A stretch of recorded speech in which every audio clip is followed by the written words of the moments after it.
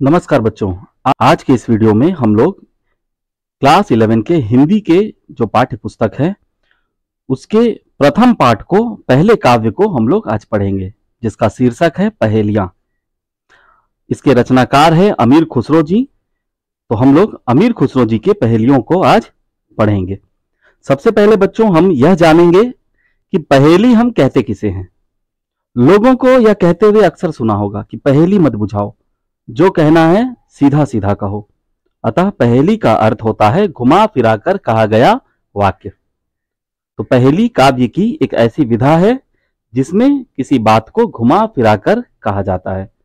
जब किसी भी वस्तु के बारे में या किसी व्यक्ति के बारे में या किसी के भी बारे में कोई बात घुमा फिराकर कहा जाता है, उसे भ्रामक रूप दिया जाता है, सांकेतिक तौर पर कुछ कहा जाता है और फिर उस संकेत में कहे गए लक्षणों के द्वारा हम उसे समझने या बूझने का प्रयास करते हैं, तो उसे ही हम पहेली कहते हैं। आइए हम इसे एक उदाहरण से समझने का प्रयास करते हैं। 20 का सर काट लिया, ना मारा ना खून किया। अब देखिए इस छंद में कैसे भ्रमित किया गया है। अब सुनने वाले तो यही सोचेंगे कि पता नहीं किसके बारे में कहा जा रहा है। पहले तो कहा गया है कि 20 का सर काट लिया और फिर कहा गया है कि ना मारा ना खून किया। तो इस प्रकार बच्चों हम देखते हैं कि पहेलियां एक तरफ जहां हमारा मनोरंजन करती है, तो वहीं दूसरी तरफ इसे समझने या बूझने के लिए हमें बुद्धि पर बल लगाना पड़ता है, बुद्धि पर जोर लगाना पड़ता है, बुद्धि का प्रयोग करना पड़ता है। तो इस तरह हम देखते हैं कि पहेली मनोरंजक साहित्य होने के साथ साथ हमारा बौद्धिक विकास भी करती है। पहेली एक ऐसी काव्य विधा होती है जिसमें घुमा फिराकर भ्रम पैदा किए जाते हैं और फिर उसे समझने बूझने का प्रयास किया जाता है। अब आइए हम लोग इस पहेली के अर्थ को समझते हैं। हम सब यह जानते हैं कि हमारे जो नाखून होते हैं उसके ऊपरी सिरों को हम काटते हैं। तो दोनों हाथों के 10 उंगलियों में 10 नाखून और इसी तरह दोनों पैरों के 10 उंगलियों में भी 10 नाखून। तो कुल कितने नाखून हुए? कुल 20 नाखून हुए, 10 और 10। यहां उन्हीं नाखूनों के ऊपरी सिरों को काटने के बारे में कहा गया है कि 20 का सर काट लिया। सर यानी ऊपरी सिरा, ऊपरी हिस्सा, और इसमें कहीं किसी की हत्या नहीं की गई, कहीं किसी का खून नहीं किया गया। तो कहा जा रहा है कि ना मारा ना खून किया। तो बच्चों इस पहेली का उत्तर है नाखून। इस प्रकार भ्रम पैदा करने वाले वाक्यों या छंदों को ही हम पहेली कहते हैं। अब एक और उदाहरण को देखिए, इससे आपको पहेलियों के अलग अलग प्रकार को समझने में सुविधा होगी। एक कहानी मैं सुनाऊं तू सुन ले मेरे पूत, बिना परों वह उड़ गया बांध गले में सूत। तो बच्चों सोचिए कि कौन सी ऐसी चीज है जो बिना परों अर्थात बिना पंखों के ही गले में सूत अर्थात धागा बांधकर उड़ जाती है। तो इसका उत्तर बहुत ही सरल है, पतंग। तो आशा करता हूं कि आप सब पहेली का अर्थ तो समझ गए होंगे कि हम पहेली कहते किसे हैं। अब बच्चों इन दोनों पहेलियों पर पुनः गौर करते हैं। अगर हम इन पहेलियों पर गौर करेंगे तो देखेंगे कि पहली जो पहेली है, जिस पहेली को मैंने पहले पढ़ा, जिसका उत्तर नाखून है, उसका उत्तर उस पहेली में ही छुपा हुआ है। यहां देखिए यह लिखा है ना खून, नाखून। लेकिन जब हम दूसरी पहेली पर गौर करते हैं तो देखते हैं उसका जो उत्तर है पतंग, वह कहीं भी उस पहेली में लिखा हुआ नहीं है। तो इस प्रकार हम यहां दो तरह की पहेलियों को देखते हैं। एक ऐसी पहेली जिसका उत्तर पहेली में ही लिखा हुआ है, और ऐसी पहेली को हम कहते हैं अंतरलापिका या बूझ पहेली। और जब हम दूसरी पहेली पर गौर करते हैं तो हम देखते हैं उसका जो उत्तर है पतंग, वह कहीं भी उस पहेली में लिखा हुआ नहीं है। तो ऐसी पहेली जिसका उत्तर पहेली में ही मौजूद हो उसे हम कहते हैं अंतरलापिका या बूझ पहेली। और जिस पहेली का उत्तर पहेली में ही मौजूद नहीं हो, पहेली में ही लिखा हुआ ना हो, ऐसी पहेली को हम कहते हैं बहिर्लापिका या अनबूझ पहेली या बिन बूझ पहेली।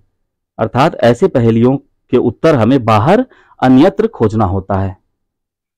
तो आशा करता हूं कि आप पहेली का भी अर्थ समझ गए होंगे और जिन दो प्रकार की पहेलियों का मैंने चर्चा की, अंतरलापिका और बहिर्लापिका, उसके अर्थ को भी आप समझ गए होंगे।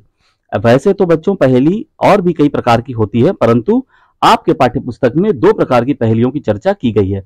आप जब अपने पाठ्य पुस्तक को देखेंगे तो पहली 5 जो पहेली दी गई है उसके ऊपर लिखा हुआ है अंतरलापिका। तो पहली 5 पहेली अंतरलापिका है, अर्थात इन 5 पहेलियों के उत्तर पहेली में ही मौजूद है, पहेली में ही लिखा हुआ है। और बाद के 5 पहेलियों को जब आप देखेंगे तो उसके ऊपर लिखा हुआ है बहिर्लापिका। तो बहिर्लापिका का अर्थ होता है ऐसी पहेली जिसका अर्थ पहेली में ही लिखा हुआ नहीं है, बल्कि उसके उत्तर को हमें बाहर अन्यत्र खोजना होता है। अमीर खुसरो जी का पूरा नाम था अबुल हसन यमीनुद्दीन अमीर खुसरो। ये इतने प्रतिभाशाली व्यक्तित्व के थे कि इनकी एक नहीं बल्कि कई पहचान है। ये कवि भी थे, वे गायक भी थे, संगीतकार भी थे, गीतकार भी थे, राजनीतिज्ञ भी थे, योद्धा भी थे। अमीर खुसरो जी का जन्म 1253 ईस्वी में वर्तमान भारत के उत्तर प्रदेश के एटा जिले के पटियाली नामक गांव में हुआ था। आपको याद रखना है, इनका जन्म 1253 ईस्वी में हुआ था। वर्तमान भारत के उत्तर प्रदेश के जो एटा जिला है उसके पटियाली नामक गांव में इनका जन्म हुआ था, जो उस समय दिल्ली सल्तनत का हिस्सा था। अमीर खुसरो जी के पिता का नाम अमीर सैफुद्दीन महमूद था, जो तुर्की मूल के थे, और इनकी माता बीवी दौलतनाज एक भारतीय मुसलमान महिला थी। उन्होंने अपने जीवन काल में 11 सुल्तानों को दिल्ली की गद्दी पर बैठते उतरते देखा था। 11 शासकों के शासनकाल को इन्होंने अपने जीवन काल में देखा, जिनमें से 8 को इन्होंने अपनी सेवाएं दी। मूल रूप से तो यह बलबन के दरबारी कवि थे। साहित्य और संगीत दोनों के क्षेत्र में इनका जो योगदान है वह अतुलनीय है। उर्दू साहित्य के यह जनक माने जाते हैं। हिंदी साहित्य में खड़ी बोली के आविष्कार का श्रेय इन्हें जाता है। अलाउद्दीन खिलजी तो इनसे इतने प्रभावित हुए थे कि इन्हें तोताए हिंद की उपाधि से नवाजा। तोताए हिंद को कहीं कहीं पर तूतीए हिंद भी लिखा हुआ मिलता है। आप दोनों का मतलब एक ही समझेंगे। तोताए हिंद का अर्थ होता है हिंदुस्तान का तोता, अर्थात हिंदुस्तान की आवाज। इन्होंने लगभग 99 पुस्तकों की रचना की, जिनमें लाखों शायरी है। आप सोच सकते हैं 99 पुस्तक इन्होंने लिखा, जिनमें लाखों शायरी हैं। कव्वाली का आविष्कार इन्होंने किया, शायरी लिखी, पहेलियां लिखी, मुकरियां लिखी, गजल लिखी, काव्य की कई विधाओं का आविष्कार इन्होंने किया।